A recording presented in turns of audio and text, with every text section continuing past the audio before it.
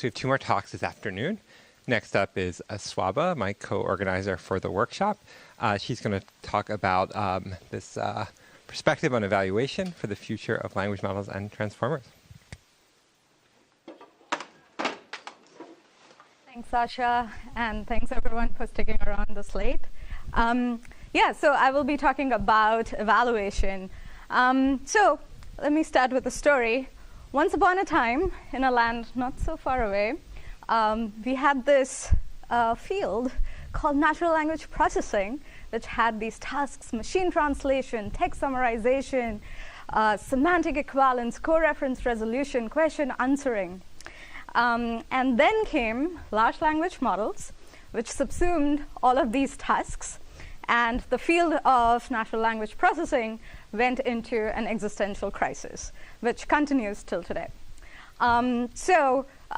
We have these very powerful models, but let's look at what these pipelines looked like back then and what they look like right now.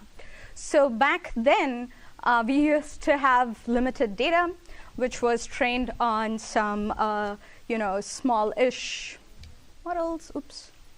Smallish models, and then these models would make predictions on a small test set, and we would evaluate those models.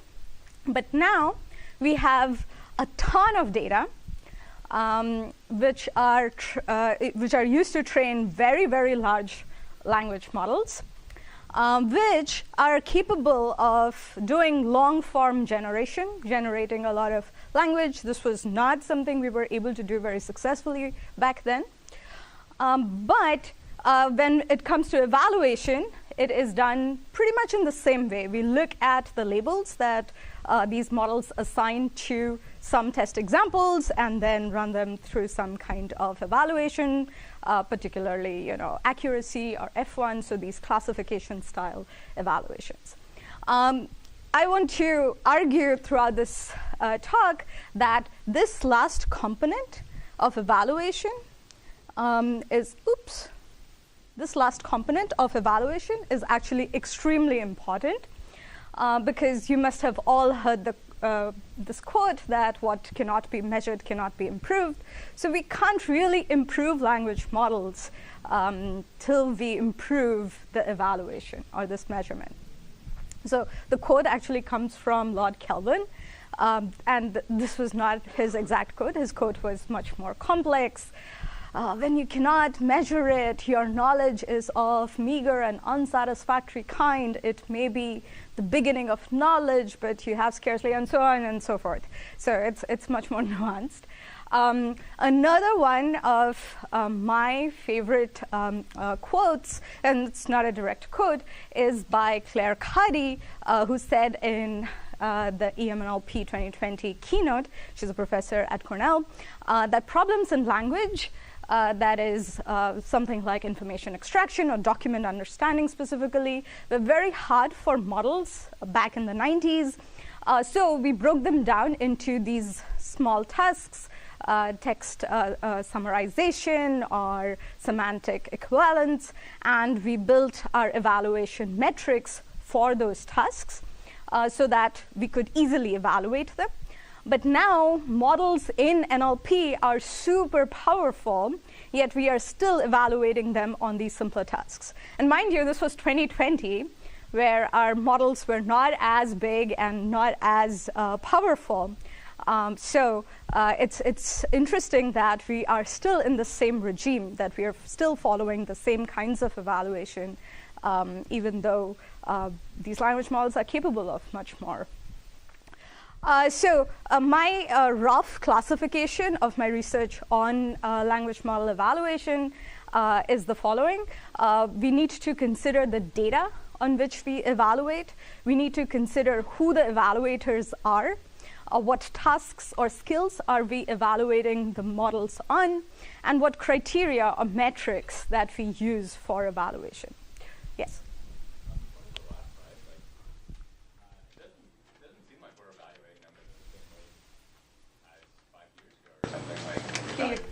Yeah, can you make your argument? Why not?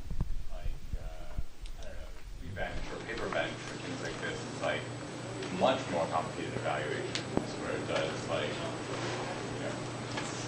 actually writing a bunch of code, and we're running unit tests. And all this stuff. Yeah, I'm talking about that evaluation part where we have some kind of expected behavior that we are trying to match, right? We have this expected behavior. It needs to pass this unit test.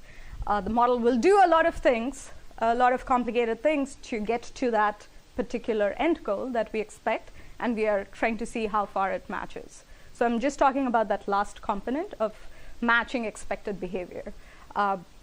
You're totally right that the process that it follows to get to that is very different. And my argument throughout this talk will be that we are not evaluating that process. We are just evaluating that end part. And that can be problematic. OK. So when it comes to evaluation data, questions such as where the data came from, is it synthetic, is it collected by humans, curated by humans in a way that we can keep a certain level of hardness, how large is the test set, what is the quality of the test set, how much does it overlap with the train set.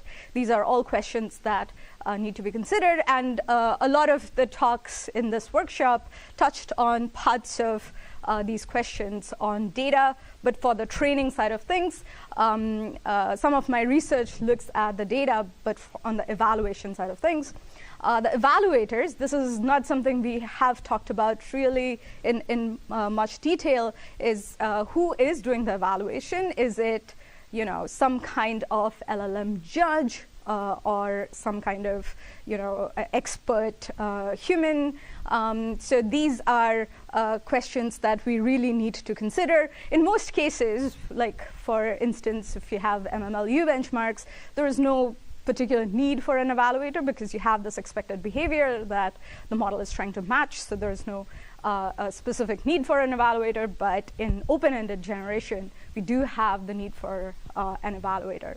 And when it comes to tasks or skills, they can be without ground truth, where there is no right answer, many possible answers, or the ones that require long-form responses versus the ones that finally end up predicting a particular variable that we will be matching against the expected ground truth. And yeah, criteria metrics also fall here.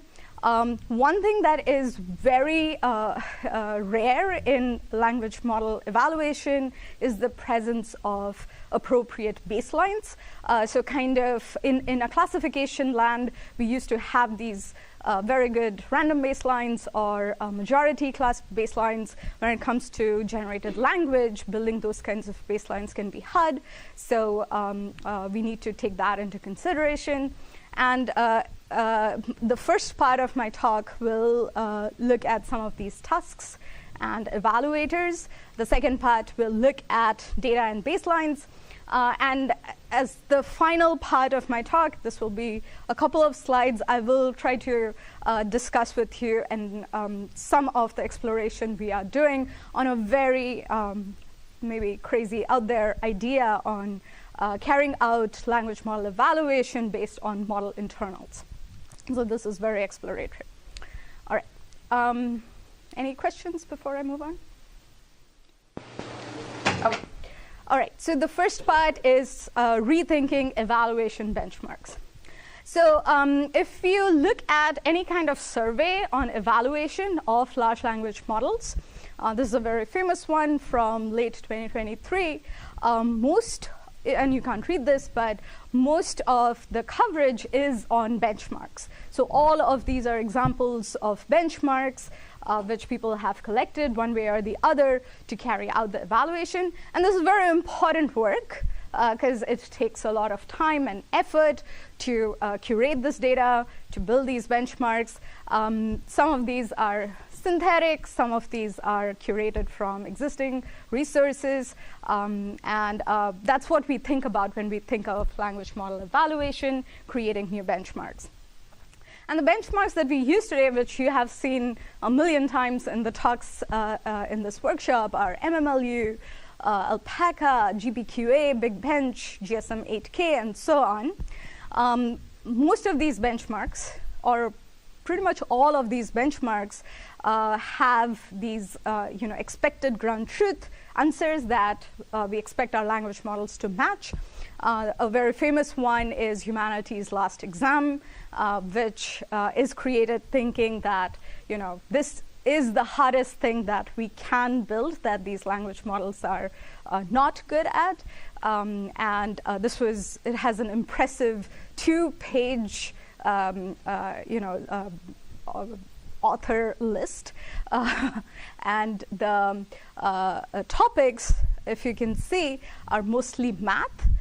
Some of it is physics, biology, medicine, computer science, engineering, chemistry, humanities, social science, and other are about 18% of the entire data.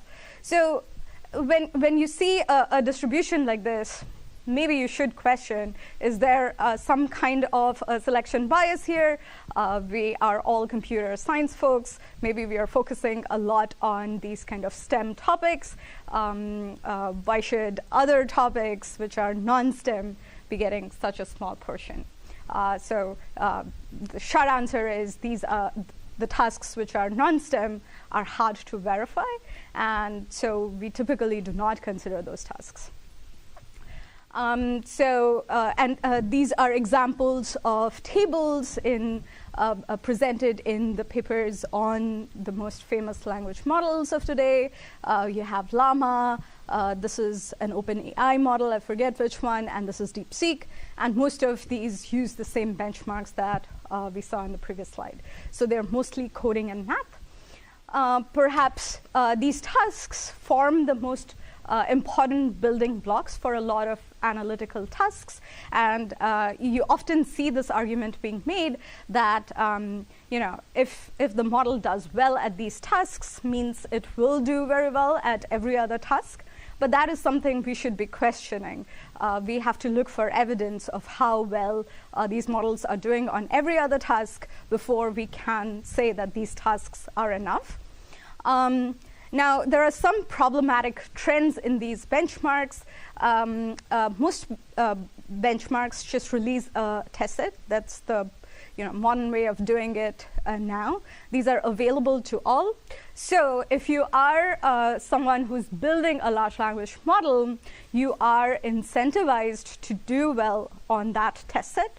So you could try to softly cheat by, looking at data which looks very much like these test sets. So you get a better and better score on these benchmarks without necessarily,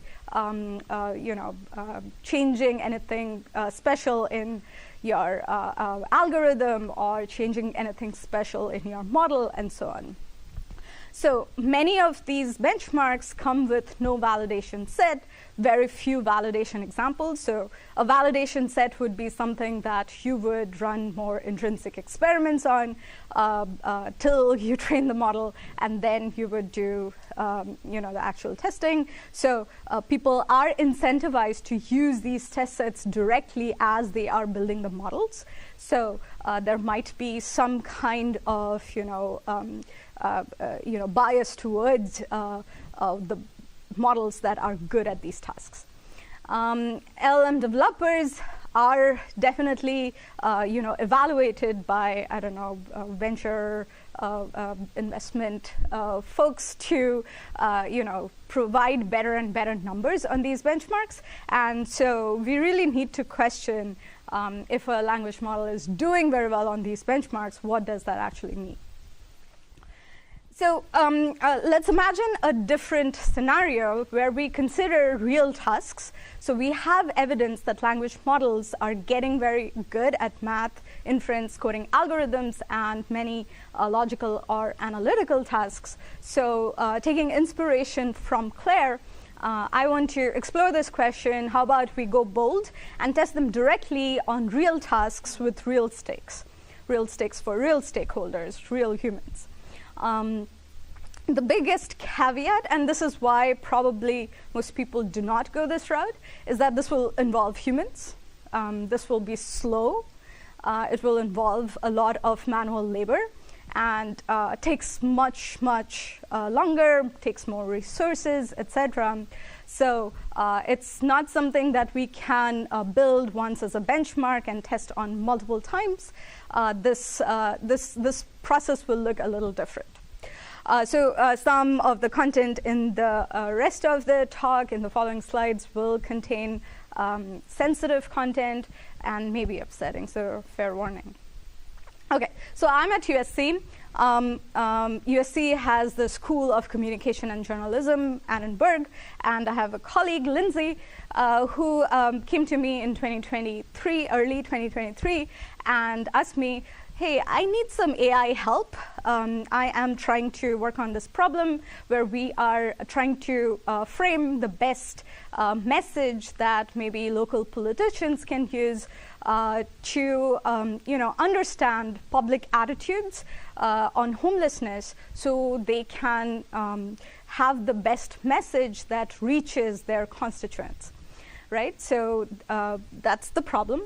Me at the time, drunk on the power of language models, was like, yeah, no big deal, easy peasy. I got you, Lindsay. Couple of weeks tops, let me do this. It'll be no big deal.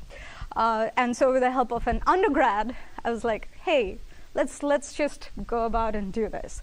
So the task would look something like this. So let's say we have something like a tweet of this kind. You can take a second to read it. And we collected around 3 million or 5 million tweets on homelessness between 2021 and 2023, of which we could only use 2.5 million. We had a lot of noise, etc. But we wanted to take each individual tweet and use a language model to come up with some categories that represented public attitudes towards homelessness that was present in the tweets. So again, the ideal thing would be to take these tweets and ask the language model to frame a message for our local politician. But that runs into this problem of like the context is too long, so it doesn't fit. So we wanted to break it down into a problem that is a little more manageable for language models. Okay, so this is the task.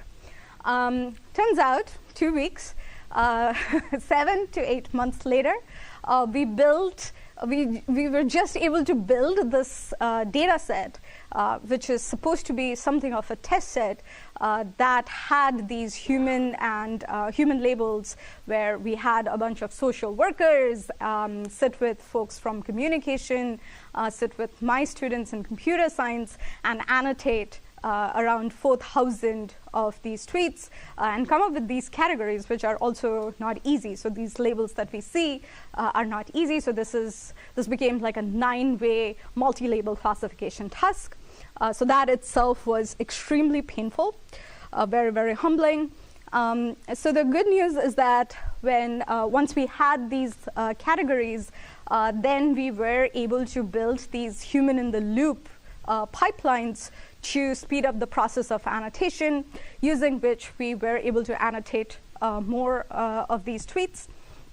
And after collecting all this data, we were able to actually run some experiments, predictive experiments on our large set of 2.5 million tweets to show that these are the results on a small test set, to show how these models do versus how humans do, versus how if you had to train a very small language model that would do. So the performance of all these systems is pretty low. This is a very hard task, very subjective. 9-way multi-label classification still continues to be a hard task. So that was very humbling. But the good news is that we saw language models can be used as assistants for determining these variables that determine like online attitudes towards homelessness. So language models could be used. Whether or not they are the most useful is something that we need to further debate on. But another thing we saw was that you need a human in the mix to guide the model into making the right decisions. Questions?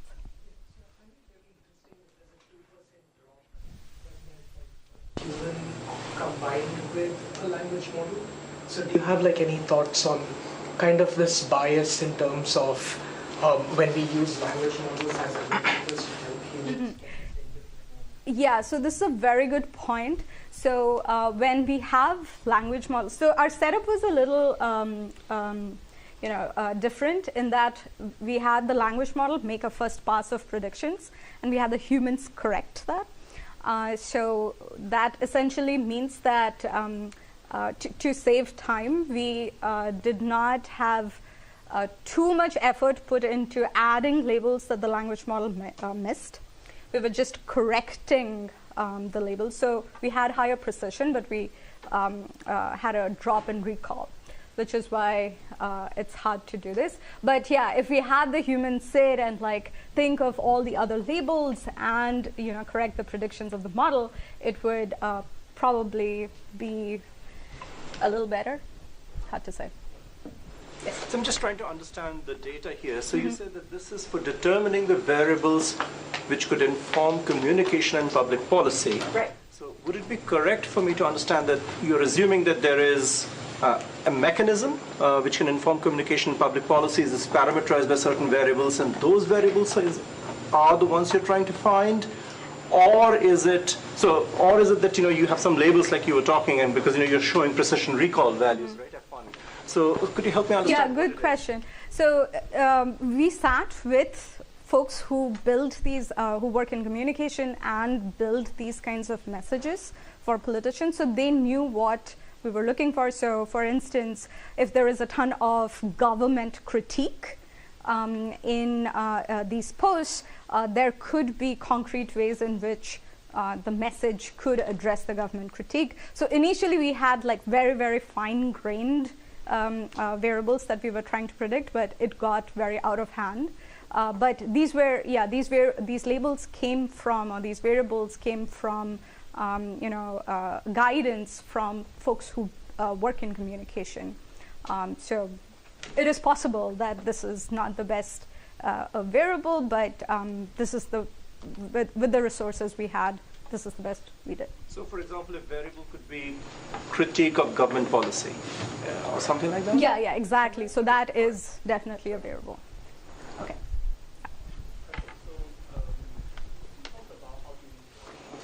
How to get an annotation from an expert or to class expert, and then test set. So our test set was purely collected by experts, just.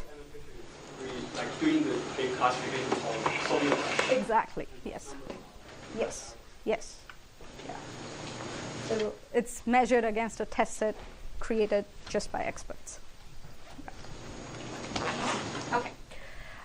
So word got around that there is this computer science person who is willing to work with social work folks. So I have this other colleague from the School of Social Work, John Blasnich, who reached out hey, you've been helping some folks with language models, and he came with a very important problem. I need some help analyzing suicide reports that help me validate my hypotheses on novel factors for designing suicide interventions. And so this was at the time seemed like something, again, we could do with language models. And, given I had had some experience with working with social work folks, I went into this project. So the kinds of questions that John was interested in is how often do victims interact with non-clinical personnel, such as legal professionals, in the days before their death? And knowing these kinds of interactions or the frequency of these kinds of interactions can help folks like John build novel interventions for perhaps legal professionals that can help with suicide prevention. So the data that they had was actually one of the hardest data that I have ever looked at. I've read a bunch of these reports that they had. I have redacted most of the information, but we were looking at information such as, in the days before they did, the victim had some kind of family custody child support battle with her child. And so once you have this kind of evidence from the report, you can infer that there was some kind of implied legal interaction. And they want to see over 270,000 suicide reports, how many of these reports had some evidence of of a legal interaction, which will inform whether or not that's an intervention they can pursue. So again, the manual codebook development, and codebook is basically the guidelines for annotation. That itself was how they do it. And according to these folks, this process itself takes forever. This is not an easy process. We did this for around 600 narratives, and I did some of this annotation myself. Hardest task, very difficult data, and you need some kind of IRB approval to even look at the data. So collecting this was very hard, but we were able to build a pipeline using language models, again in the loop, very similar to the project I discussed before. We got a huge speed up in the process. It took us a few hours to get newer annotations using this pipeline. And I believe this is something that perhaps it's okay for language models to look at, because humans should not be reading these suicide reports too much. When it comes to the actual performance, we saw some improvements. So we had an iterative process where we went from 0 to 12 steps of annotation correction. And we saw that with an adequate number of steps where you have the language model interact with this expert, you get kind of similar performance to the expert.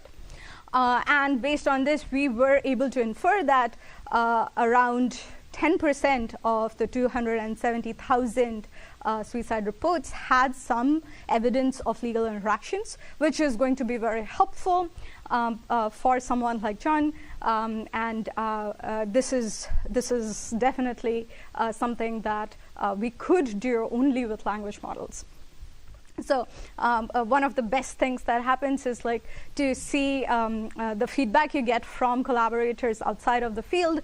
So I'm perhaps misquoting John, but he said their research goes at the pace of a bullock cart, and we came at it with a jet plane. So they really appreciate folks who can work with these kind of tools to help them build better models. Yes.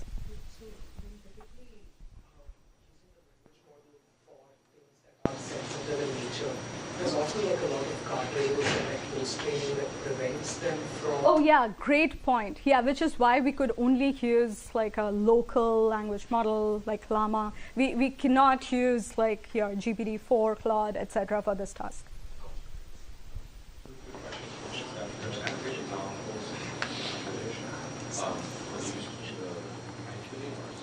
Oh no, there was no fine tuning at all. This was all zero shot.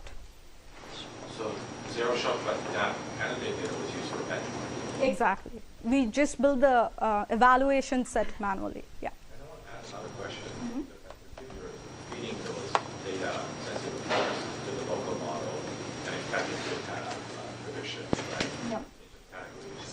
But many of those have been, kind of fine-tuned for safety.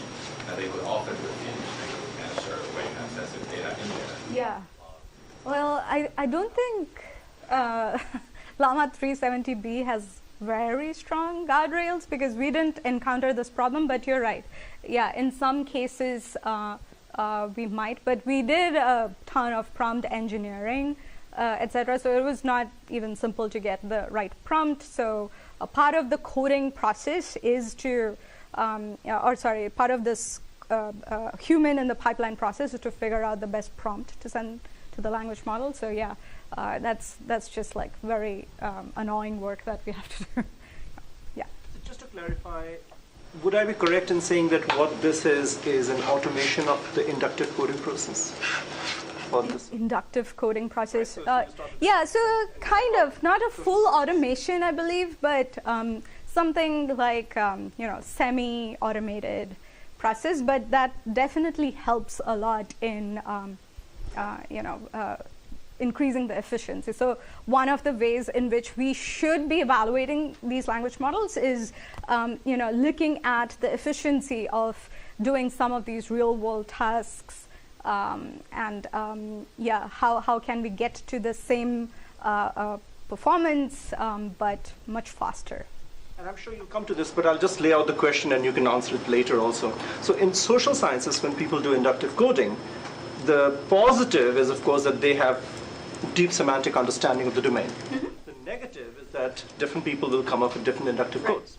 So when you do this through an LLM, presumably some of that variability goes away, but there is a probabilistic nature to the LLM. And does that impose its own, call it, specificities of the codes which are getting generated? Great question. Just hold on for 2 slides. Sure. Yes. All right, there's another example. I won't go into this in much detail. An undergrad of mine came to me. She's a volunteer emergency responder. She wanted to use language models to automate part of the process. Apparently, emergency responders do this a lot of this work manually. They go through this huge guidebook whenever there's like some kind of emergency to find the right response. And we broke it down for language models. Here we didn't have any expert humans, just Risha, who was a volunteer, and we were able to get some performance, which is gives us an understanding of how deployable or how deployment ready these language models are in these domains. Turns out not very deployment ready. So these are very hard tasks to evaluate directly and need to be broken down for the language models. So going back to the question here, throughout this process, we saw several examples of our annotators, our human evaluators, getting a little biased by the language model responses. Perhaps this was the point you were making. And this happens especially when the annotators have limited experience in a field.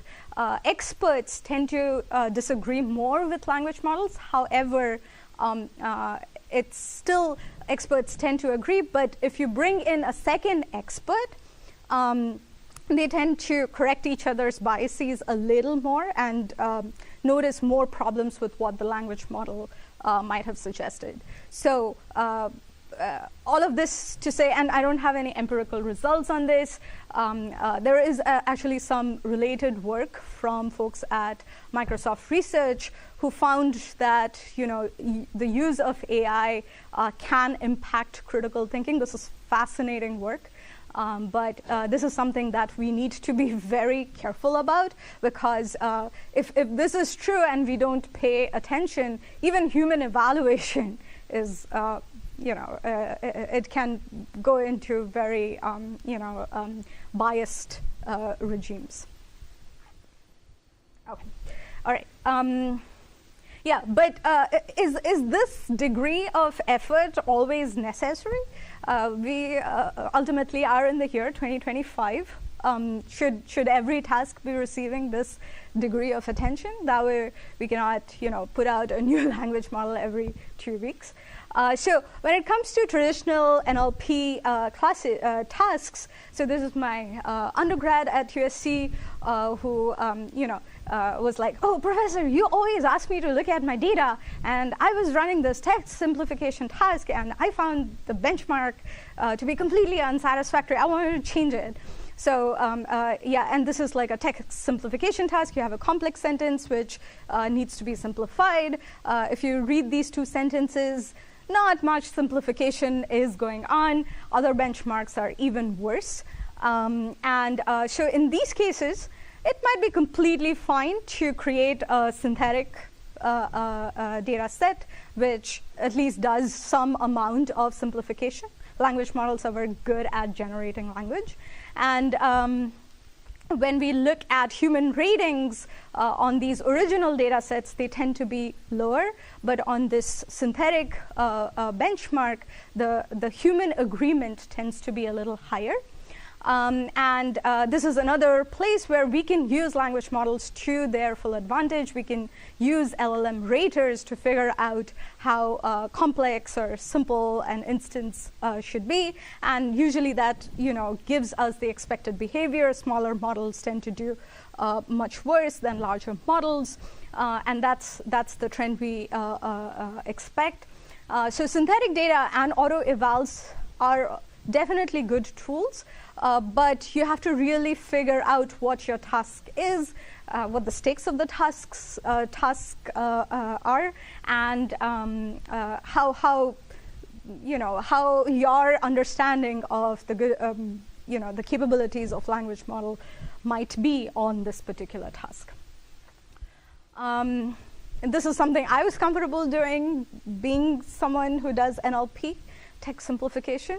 But I understand that this is a very simplistic thing to say. People don't necessarily always know what they want to work on. So to quickly summarize rethinking our benchmark tasks, so our notion of task difficulty might have limitations when we go about building these hard benchmarks. It's not guaranteed that our benchmarks are actually hard for language models. But a better way to evaluate these language models might be to apply them to real-world tasks. Quantitative evaluation can be hard. It requires human expertise, and the task itself needs to be broken down into smaller pieces. Over-reliance on just a few benchmarks may give us a false sense of progress, and it is important to determine which tasks we can do a lot of synthetic, a generation or evaluation or verification for, and which tasks to not. So those are my big takeaways. Moving on to the second part of my talk, I will be talking a little bit about evaluation frameworks, where I have a couple of things to say about data distributions and generation baselines. So here is an example of a generation by GPT-2 on the left and ChatGPT just yesterday. So you don't need to really read this, but the very first thing you can say is that the sentences are grammatical. Okay, and this was hard. This was very, very hard just a few years back. Even with things like the early version of GPT, grammar was a problem, repetition was a problem. There were lots and lots of problems. But overall, you can say that they are grammatical. So language models can be great at generating language or fluent grammatical language, but we still evaluate them on these classification tasks with fixed and often unique answers. So ground truth does not exist for long-form generation. So when we have, when we don't have these categories, where the generation can be verified, that introduces lots of problems. Humans may disagree. Experts may not be available. Language models, usually in these settings, you compare two models with each other directly on their generations. So here is the human evaluation result from the Llama paper. So if you notice carefully, the tasks are still very much those kinds of analytic tasks, coding, reasoning, math, knowledge-seeking tasks. So when we are going into long-form generation, should we still be looking at the same tasks that we do for classification settings? That's something we really need to question. So to do this kind of evaluation of long-form generation, there are different platforms available. So Chatbot Arena is a famous one where people host their models, and you give your query as a user, and you get outputs from different models, and your rating to each output gets entered into this leaderboard where they come up with aggregated ratings from many different users to rank different models. So this is an example of how human evaluation is done at a large scale. This can still be hard, but it is considered the most reliable method today, which we can have a long discussion about, but that's the state of long-form generation evaluation. And if you do not want to go this route, the other option you have is auto-evals, and we'll look into that a little bit. Is there a question? Okay. All right. So the kinds of questions I think about are Shane, Cameron, or Saxon. Who is the ultimate White Lotus alpha? Any White Lotus fans here? Okay, phew. Thank goodness. After making the slide, I was like, I wish I didn't put these people's pictures in my slides. But anyway, so if I look at the answer on Reddit, there are like jokes, lots and lots of jokes. It's so fun. I spend way too much time on Reddit. When I ask Claude the same question, it gives a very, very measured response. This is not at all entertaining to read. I can read it and like roll my eyes and laugh, but I would rather read my Reddit answer. So what you're seeing here is my subjective notion of what answer I prefer. And subjectivity in these kinds of decisions or evaluation of long-form text is a feature, not a bug. This is how we humans are. You may like this answer, I may not. Right? Just a quick shout out to some work that I did with Zaid here before, which is one of my favorite projects, where we built this metric that measures the gap between generated language and human written language using some cool divergence measures. Perhaps this metric is not very relevant in these scenarios where you can totally see that the language model does something very, very different from humans. And maybe it's OK that the language model does something very different from the humans. But if you're curious, you should check out our paper. Let's go to a much more mundane question, which is text summarization. You have a document, and you want to create maybe a couple sentence, 2 to 3 sentence summary from a model. And this is a real task that you would evaluate long-form generation on. So model A gives the summary, model B gives the summary. Which is better? For most annotators, and we get crowdsource annotators from Amazon Mechanical Turk, this is a pretty subjective, ambiguous, underspecified problem. Better on the basis of what? We usually just ask, which one do you like more? So annotators will not know what to do. They can focus on, these summaries can focus on different content. Which one is better? It's very subjective. Now, we ran some experiments where, let's say we had 2 different models, model A and B. Now, if we sample more generations from the same model, we see that there might be a lot of variation within the responses, within the sample responses from a given model. And so, and the same may happen for model B, or maybe there is much less variance in the summaries sampled from model B. So there are 2 phenomena that are happening here. There is a notion of intrinsic similarity, or self-alignment, where the models may or may not have more variance within their own generations. And then there is this phenomena of cross-alignment, or extrinsic similarity, where we are comparing these 2 distributions from 2 different models. And both of these different similarity measures are very important in determining how we can get the best out of human evaluation. So to concretize this a little bit, we define this notion of alignment, which takes two models, generations from two models, and computes this similarity using something like BERT score between the generations of two models. We sample k generations from each and look at the average similarity. If A equals B, we call that self-alignment. Otherwise, it's cross-alignment. When self-alignment, we don't look at the same generations. I should not be equal to J, or J should not be equal to L here. And we define this notion of separability, which is the maximum self-alignment between the two models. And we subtract that, or we subtract this notion of cross-alignment from that maximum self-alignment. So the intuition here is that how much cross-variability is there between the output generations of two models that are being compared, adjusting for a baseline level of variability that we see within each model's own output generations or self-alignment. Okay, any questions?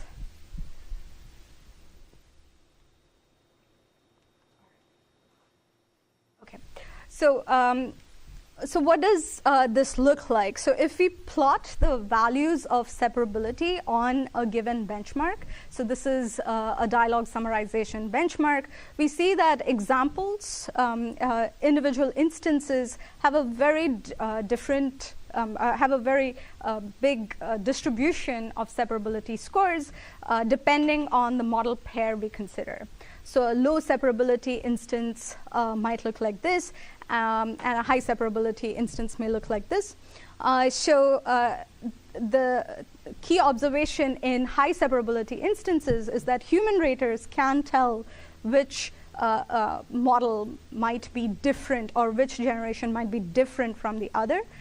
Better or worse, that could be subjective, but they can tell the two generations apart. Whereas low separability is where humans may not be able to tell these generations apart because they're very, very similar to each other. Okay, so separability is the is a property of that instance using our notion of separability. So if we compute these distributions of separability on many different tasks for many different model pairs, we see that different model pairs have different distributions here. So more dissimilar models have higher mean separability, which is what you would expect. So we want to use this notion of separability to figure out which instances might be better to send for human evaluation compared to the rest. Okay, so how do we know that the separability actually means something real? So to verify this notion of separability, we ran some human experiments where we looked at rating consistency, which is how faithfully do raters choose one model every time across different samples from that same model. So higher separability should coincide with higher rating consistency. And that's what we tried to capture. And we see that the results were more or less the same. Here we look at different model pairs, and we collected annotations for generations for all these model pairs on a couple of different data sets. And this is the trend for human evaluators. In case you're curious, we also ran this with GPT-3 as an evaluator. And here you can see like a big bias here. GPT-3 always likes its own generations much more than any other model. So, and this happens more on data sets or model pairs which are much farther apart. When it comes to FLAN, which is a much smaller model, GPT-3 always likes its own generations more. So, yeah. Yeah. And would this result be different if you had a different panel? Oh, so we collect, we have a set of human annotators and we average their decisions. Yeah, on aggregate, perhaps we can trust these measures more, but yeah, it is possible that if we had, a different set of, I think we had a total of something like 30 raters, but if we had a very different set of 30 raters, maybe we'd get a different trend. But hopefully, on average, it makes sense. Okay. So how can we apply this to ELO ratings? So ELO ratings are what something like Chatbot Arena might use. It's a popular method to rank models. And it's based from metrics that were used to rate chess players. In the interest of time, I won't go into too many details, but it just looks at which model generation a human liked. And it aggregates this based on an update algorithm. So we updated this by using a weighting factor that was aware of our notion of separability. So the idea was to only take into consideration the examples which are more distinguishable or separable from each other. So using our notion of separability, we see that the differences between different models reduces quite a bit when we use our separability weighted ELO. This kind of leads us to thinking that if we are treating all test examples the same way, we might be doing a much more inflated evaluation of certain models, which our separability takes care of. Okay, but in no way is this like a perfect notion of characterizing the difficulty of an example or the discriminability of an example. It is definitely dependent on the model pair itself. It does not reveal anything about the input prompts. To the best of our knowledge, we tried to do lots of analyses on instances which were separable under many different model pairs. We didn't see anything that stood out to us. And it does require inference time scaling, but for evaluation. And inference time scaling everyone loves now, but we had to do this for evaluation. Here's that.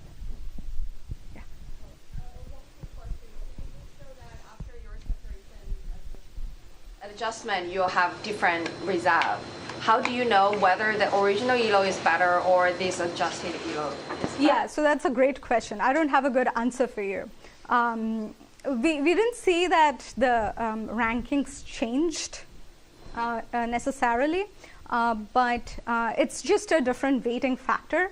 I can't tell you if the weighting was correct. The only evidence I have that separability is doing something meaningful is through our human experiment, where humans tend to agree with this notion of separability.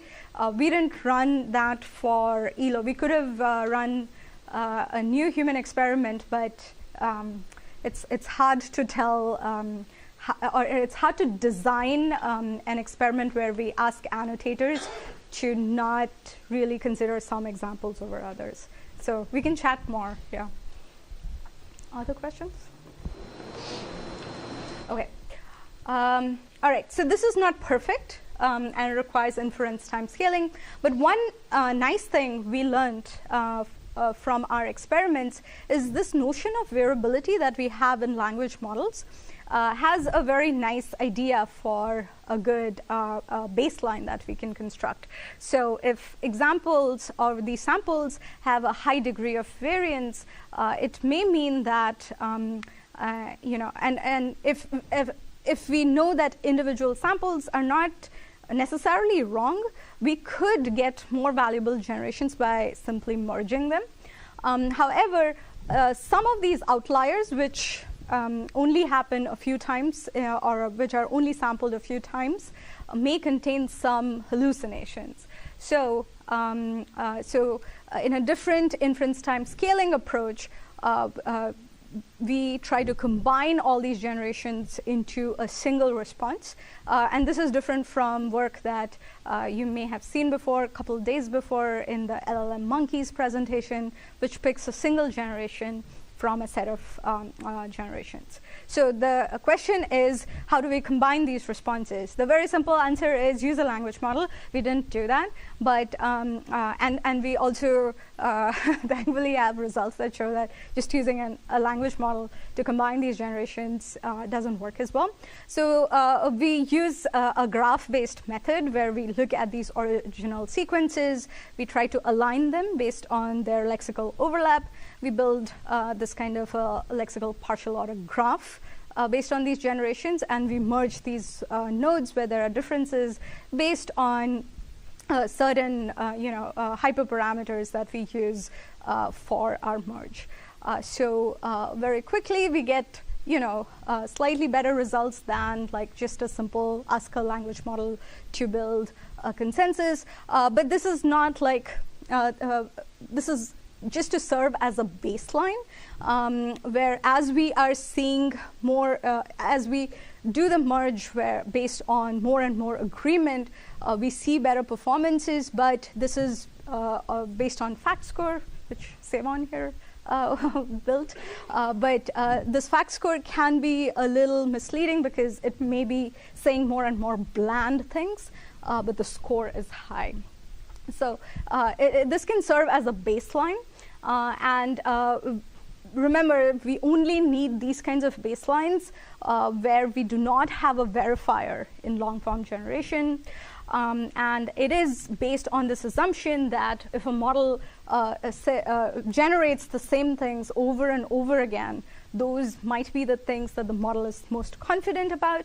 And it performs better than approaches which sample a single generation. OK. So rethinking test data distributions.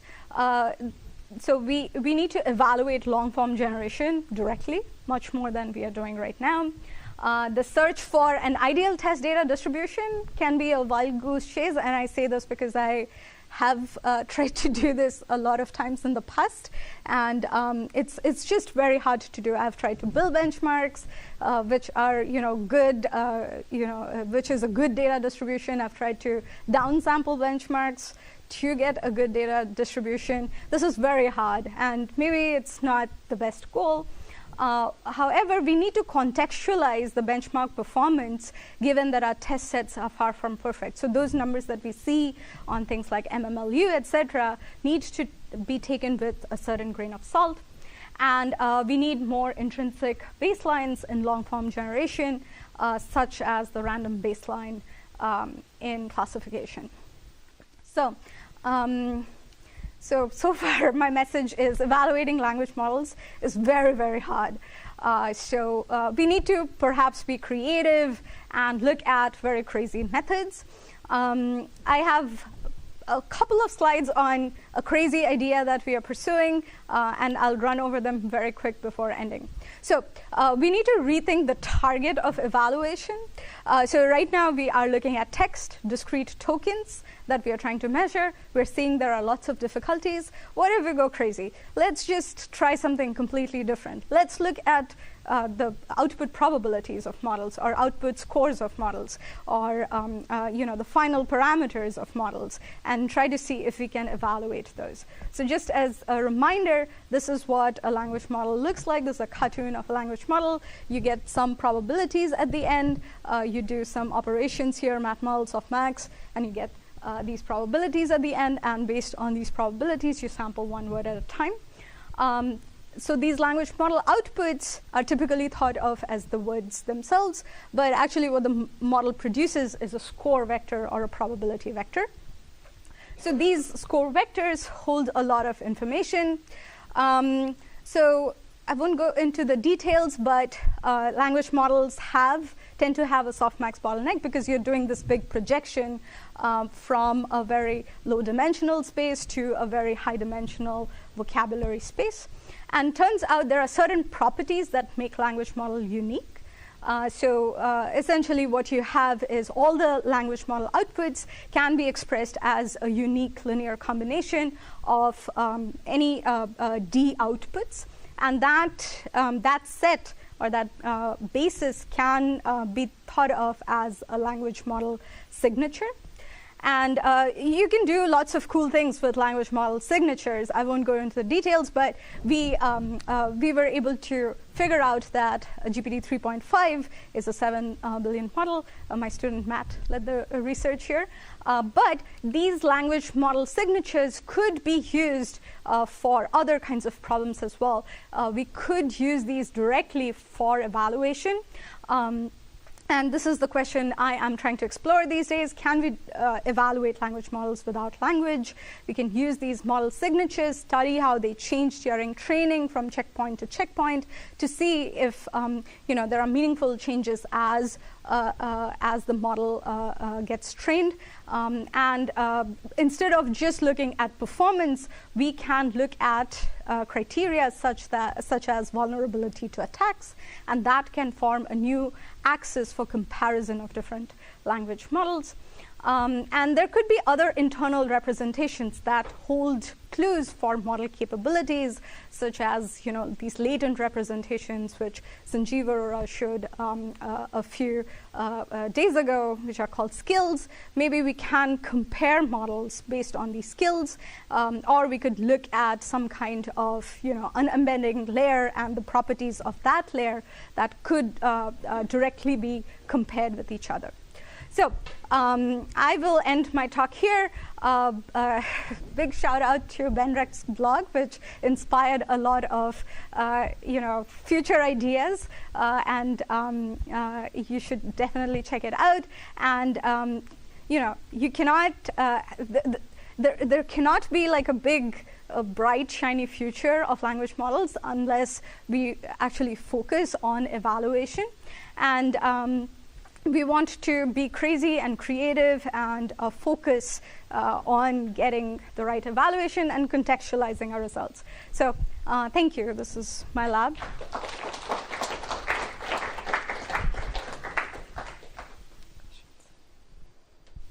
Yeah. Let's go. Can you say more about the signatures and knowing that hyperload is essentially model?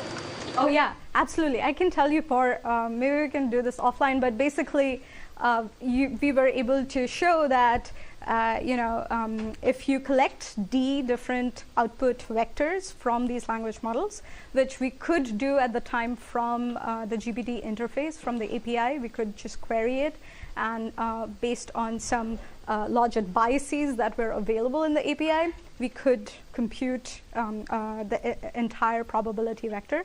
And by doing this lots of times and figuring out when there is a linear dependence, we could figure out the hidden dimension, which tells you more or less, because all of these are transformer models, what the size of the GPT architecture would be. We can talk more offline. This is a very brief summary. But, yeah. And my student Matt there did this work, so we can definitely talk to Matt. Look at widgets instead of output. That's interesting. And you also mentioned that the output is always like a linear combination of D things, but D is huge. Yeah. Yes. D is not the size of the vocabulary. That's the size of the hidden dimension, which is, large, but not like tens of thousands of tokens. So it's like order of thousands. Yeah, not hundreds of thousands.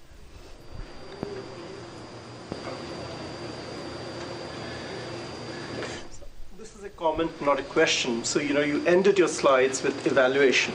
I just wanted to point out that the development of the large language models was motivated by the evaluation question. So when Andrei Markov wrote his paper in 1913, he was trying to evaluate how well he could generate the text of Pushkin. So this is the original sin, or the original problem. Yeah, it's all tied. Yes, absolutely. Yeah. Brilliant talk. Thank you so much. Are you thinking of releasing any of these kind of real-world tasks then also like as benchmarks eventually to kind of inform things? Yeah, so we will be releasing them. We'll be releasing data. Some of the data is under IRB, so I don't know how much data we can release. But yeah, this is all to be released. These are all. A lot of these are very fresh results. But yeah, you can use these as benchmarks. But yeah, perhaps some of it is not even the point to build a benchmark. But yeah, we will be releasing whatever we can. Yes. I was wondering if you've seen this like image not work. Oh, this is all like the thing that I said about the image. This is all exploratory. We don't have results on evaluating the model or based on the model's image. Is that what you meant? No. So I was thinking there's this paper from some of the people in Tübingen that like reconstructs a much lower quality image data set essentially,